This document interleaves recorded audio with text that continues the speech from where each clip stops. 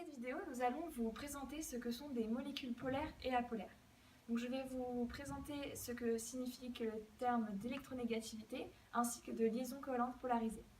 Ensuite, je vais vous expliquer ce qu'est une molécule polaire. Et pour finir, nous allons voir ce que c'est qu'une molécule apolaire. L'électronégativité d'un atome signifie que cet atome attire autour de lui des électrons lorsque celui-ci est engagé dans des liaisons covalentes. Le terme de liaison covalente polarisée signifie que ce sont des liaisons covalentes qui nécessitent de l'électronégativité. Ces deux atomes d'hydrogène étant identiques possèdent la même électronégativité. La liaison covalente va donc être non polarisée. Dans cet exemple-ci, avec un atome d'oxygène, une double liaison et un carbone, dans le tableau périodique, nous savons que l'oxygène est beaucoup plus électronégatif que le carbone. La double liaison covalente est donc polarisée. Pour déterminer si une molécule est polaire ou non, il faut d'abord s'intéresser à sa géométrie.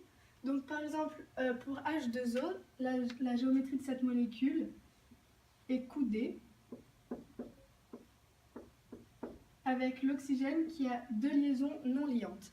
Donc on peut voir qu'entre l'atome d'oxygène et l'atome d'hydrogène, il y a des liaisons covalentes, comme nous l'a expliqué Faustine tout à l'heure.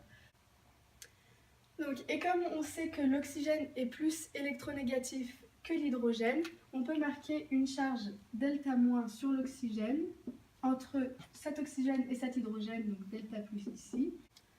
De même, pour l'atome d'oxygène et d'hydrogène, on va avoir une charge delta plus ici et une charge delta- ici, donc deux charges delta-. Si on s'intéresse maintenant au centre des charges partielles, on voit que le centre de ces deux charges positives est ici et que le centre des deux charges négatives est ici.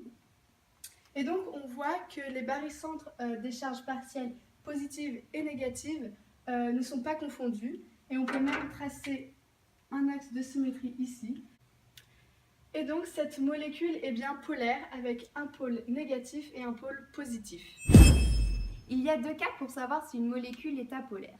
Soit les liaisons covalentes sont non polarisées, car les atomes ont la même électronégativité, ou alors il faut faire un travail sur la géométrie des molécules, comme dans le cas suivant. Nous allons donc étudier la géométrie de la molécule du dioxyde de carbone. C'est une géométrie linéaire qui se représente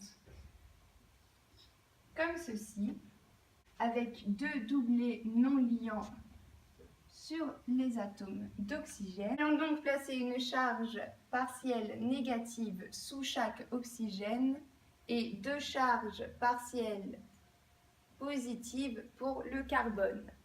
Le barycentre des charges partielles positives et négatives sont confondus. Nous avons donc une molécule apolaire. Petit récapitulatif. Pour déterminer si une molécule est polaire ou apolaire, on s'intéresse donc aux liaisons covalentes polarisées. S'il n'y en a pas, il s'agira donc d'une molécule apolaire. S'il y en a une, il s'agira d'une molécule polaire. Il faut donc s'intéresser tout d'abord à la géométrie de la molécule, puis observer le centre des charges, positives et négatives, appelé barycentre. S'ils sont confondus, la molécule est apolaire. Sinon la molécule est polaire.